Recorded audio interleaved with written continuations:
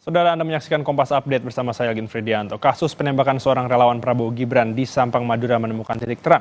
Penyidik di Treskrimum Polda Jawa Timur menetapkan 3 orang tersangka, 1 diantaranya adalah seorang kepala desa. Polisi telah melakukan penggeledahan 2 rumah dan 1 gudang. Polisi menemukan sejumlah barang bukti senjata tajam serta handphone. Selain ditetapkan sebagai tersangka, ketiga pelaku tersebut juga telah ditahan. Polisi masih menggali keterangan dari para tersangka guna mengungkap motif dan peran masing-masing. Sebelumnya, seorang tokoh masyarakat yang juga relawan Prabowo Gibran di Kabupaten Sampang menjadi korban penembakan orang tak dikenal.